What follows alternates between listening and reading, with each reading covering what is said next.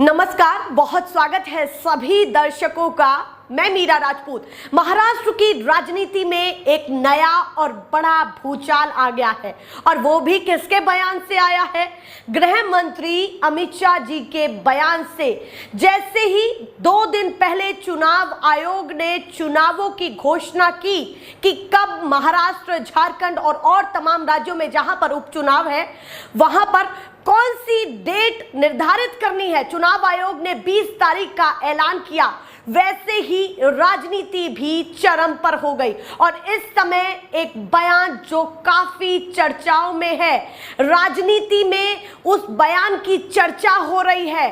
वो बयान है अमित शाह जी का और अमित शाह जी ने सीधे एकनाथ शिंदे को बहुत बड़ा मैसेज दे दिया है, वो भी अपनी बैठक से दिया है। ये बताया जा रहा है, सूत्रों के हवाले से बता रही हूं, पर लगातार print media, electronic media, digital platform पर उनका ये जो बयान है वो वायरल हो रहा है और लगातार फैल रहा है। ऐसा क्या कहा है अमित शाह जी ने, ये भी आपको बताएंगे। पर सबसे महत्वपूर्ण चीज ये है कि महाराष्ट्र में कुछ इस तरीके के समीकरण दिख रहे हैं जैसा आपने हरियाणा में देखा। अब आप सोच रहे होंगे कि मैं हरियाणा की तुलना क्यों कर रही हूं, हरियाणा में क्या हुआ है ये सभी को पता है, पर अब वो यहां पर महाराष्ट्र में दूसरे राज्य में बीजेपी के लिए ऐसा होता हुआ दिखाई दे रहा है। और इसी के साथ साथ एक और बड़ी खबर है, अमित शाह जी का बयान तो लगातार महाराष्ट्र की राजनीति में चल ही रहा है, लगातार फैल रहा है, नेता देख रहे हैं और विपक्षी नेता उस पर तंज भी कर रहे हैं, वो भी बताऊंगी। पर इसके साथ साथ एक और बड़ी खबर है कि बीजेपी का गठबंधन कमजोर होता जा रहा है और भी कड़ी निकलती जा रही है। एक कड़ी निकल गई है, यानी कि एक विकेट डाउन हो गया है बीजेपी का। और वो कौन सा दल है जो बीजेपी को छोड़ करके चला गया या फिर गठबंधन का हिस्सा नहीं रहा है, महायुति का हिस्सा नहीं रहा है? वो है आरएसपी। आरएसपी ने ऐलान कर दिया है अकेले मैदान में उतरने का। ये कह दिया है कि जो बीजेपी का गठबंधन है उससे बन नहीं पाई, यानी कि जो महायुति गठबंधन है उससे बन नहीं पाई और अब वो अकेले मैदान में उतरेंगे और महाराष्ट्र की सभी सीटों पर चुनाव लड़ेंगे। आप सोचिए कि 288 सीटों पर चुनाव लड़ने का ऐलान कर दिया है, तो कहीं ना कहीं जब वोट कटेगा तो कितना फर्क पड़ेगा। और यही नुकसान तो कांग्रेस को हुआ हरियाणा में कि कहीं ना कहीं जो और चेहरे थे, स्थानीय चेहरे थे, वो सीटों पर उतरे और वोट कटवा के तौर पर वोटें काटी और थोड़े थोड़े अंतर से वहां पर हारे। और यही अब बीजेपी के साथ होता हुआ दिखाई दे रहा है। महाराष्ट्र में उल्टी गिनती शुरू हो गई है, जो चीज कांग्रेस के साथ हुई अब वो बीजेपी के साथ हो रही है। बीजेपी के लिए एक बहुत बड़ी मुसीबत खड़ी होती हुई दिखाई दे रही है क्योंकि गुटबाजी हो रही है। आप ये सोचिए कि जो 2 बड़े गठबंधन है, एक तरफ महायुति है तो दूसरी तरफ महाविकास आघाड़ी है, एक में बीजेपी है तो दूसरे में कांग्रेस है, एक में शिवसेना, वो वाली शिवसेना है जिसमें एकनाथ शिंदे हैं और दूसरी तरफ वो वाली एनसीपी है जिसमें अजीत पवार है। और वहीं अगर दूसरे हाथ पर आए तो महाविकास आघाड़ी में कांग्रेस है, उसके बाद उद्धव ठाकरे भी हैं, शरद पवार भी हैं, तो दोनों के गठबंधन काफी मजबूत है। पर फिलहाल बीजेपी के लिए बड़ी मुसीबत हो गई है। ऐसा क्या कहा है अमित शाह जी ने, ये मैं आपको बताने वाली हूं। अमित शाह जी का एक बयान जो काफी चर्चाओं में है, उस बयान में ऐसा क्या कहा है उन्होंने वर्तमान मुख्यमंत्री जी के लिए, एकनाथ शिंदे जी के लिए। सीधे सीधे ये कहा है कि हमने आपका ध्यान रखा था, जब नंबर हमारे ज्यादा थे तो हमने आपको मुख्यमंत्री बनाया, अब उस समय हमने बलिदान दिया था, अब आपकी बारी है। ये बयान लगातार चर्चाओं में है। ये बातें कही जा रही हैं कि बैठक के दौरान ये बयान दिया गया है, अमित शाह जी की तरफ से दिया गया है। यानी कि इस बयान से ये साफ हो जाता है कि एकनाथ शिंदे के साथ कुछ चीजें ठीक नहीं चल रही हैं, क्योंकि कुछ घंटे पहले ये भी लगातार प्रिंट मीडिया की तरफ से खबरें निकल करके सामने आई हैं। मैं कुछ वेब पोर्टल्स के द्वारा भी आपको खबरें दिखाऊंगी, पर जो मैं शॉर्ट में आपको बताना चाहती हूँ कि ये भी खबरें निकल रही हैं कि एकनाथ शिंदे कम से कम उम्मीदें कर रहे हैं कि 110 सीटों पर चुनाव लड़ा जाए, 100 से 110 सीटों पर चुनाव लड़ा जाए।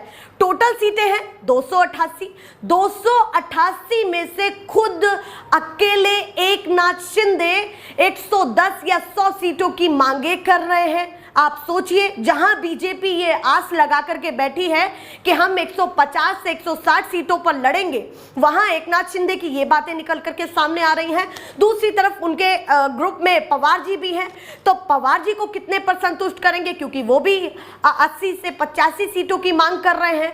तो भैया यहां तो गणित ही बिगड़ जाता है। तो कहीं ना कहीं ये जो गुटबाजी है, जो हरियाणा में कांग्रेस के लिए नुकसानदायक रही, वही गुटबाजी इस समय महाराष्ट्र में बीजेपी के लिए दिखाई दे रही है, बनती हुई नहीं दिखाई दे रही है। आप ये समझिए कितनी बड़ी बात है कि जब हरियाणा जीते हो उसके बाद भी नेता वहां कन्विंस नहीं हो रहे, क्योंकि बीजेपी के लिए बहुत सकारात्मक चीजें निकल करके सामने आई, और उसके बाद भी एकनाथ शिंदे की अपनी डिमांड है, पवार साहब की अपनी है। वहीं मैं एनसीपी की तरफ से बताऊं कि जो लगातार ये खबरें तेज हो गई हैं कि अजीत पवार के गुट से नेता जा रहे हैं, पार्टी को छोड़ रहे हैं, अनाउंसमेंट कर रहे हैं। यहां पर मैं मेंशन भी करना चाहती हूं कौन से वो बड़े नेता हैं या फिर जो कहीं ना कहीं पार्टी को छोड़ रहे हैं, एनसीपी को छोड़ रहे हैं। ऐलान कर दिया है, पुणे के मेयर हैं और उनके साथ 600 कार्यकर्ता। आप सोचिए, जो जमीनी स्तर पर पकड़ रखते हैं वो 600 कार्यकर्ता एनसीपी को छोड़ रहे हैं, और ये एनसीपी बीजेपी के साथ गठबंधन में है महाराष्ट्र में।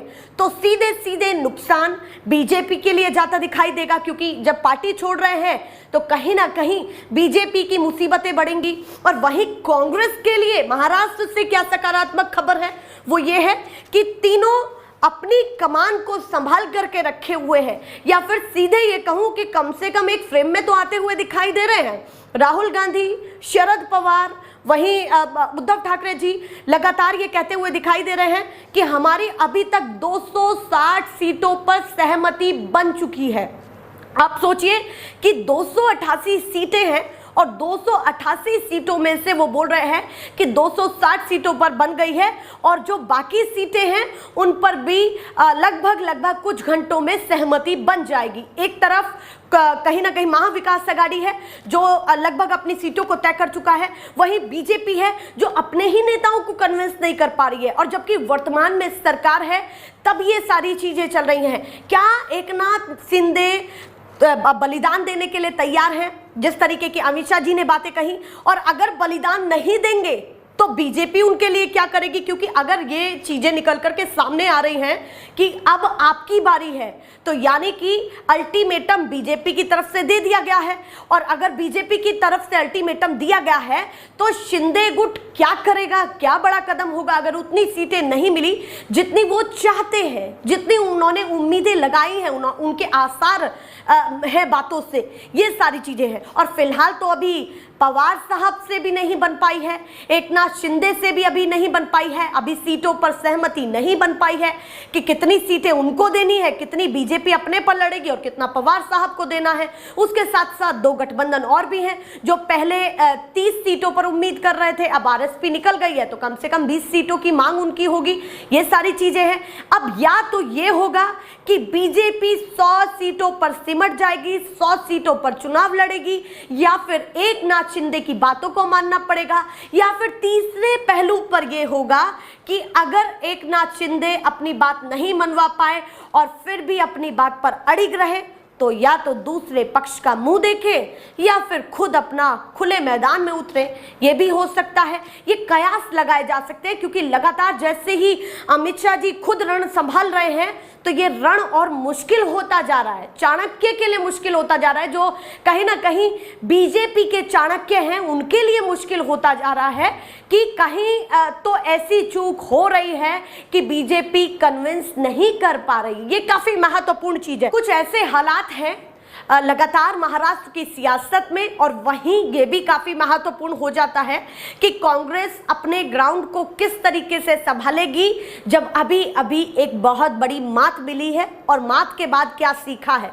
ये कहते हैं कि जरूरी ये नहीं होता कि जीत किसकी हुई और हार किसकी हुई, जरूरी ये होता है कि आपने हार के बाद सीखा क्या कांग्रेस सीख पाई है, वो सबक मिल पाया है और उसी सबक के साथ राहुल गांधी अपने मैदान को संभालेंगे या फिर अमित शाह जी उन पर भारी पड़ेंगे, उनकी चाणक्य वाली राजनीति उन पर भारी पड़ेगी, ये भी समय के साथ देखना होगा। पर फिलहाल तो बीजेपी के लिए एक के बाद एक बुरी खबरें निकल करके सामने आ रही हैं कि कन्विंस करना काफी मुश्किल हो रहा है और बैठकों की बातें थोड़ी थोड़ी लीक भी हो रही हैं। सूत्रों के हवालों से बताया जा रहा है, लगातार हर प्लेटफॉर्म पर खबरें चल रही हैं कि अभी सहमति नहीं बनी है। और जैसे ही तीनों बड़े नेता सामने आते हैं, देवेंद्र फडणवीस जो उप मुख्यमंत्री हैं, उधर अजीत पवार जो उप मुख्यमंत्री हैं और वहीं मुख्यमंत्री जी एकनाथ शिंदे जैसे ही प्रेस कॉन्फ्रेंस में बैठक से बाहर निकलते ही तीनों प्रेस कॉन्फ्रेंस में शामिल होते हैं, तीनों बड़े चेहरे तो कसीदे तो पढ़ते हैं, अपनी उपलब्धियों के कसीदे पढ़ते हैं कि भाई हमने ये किया वो किया।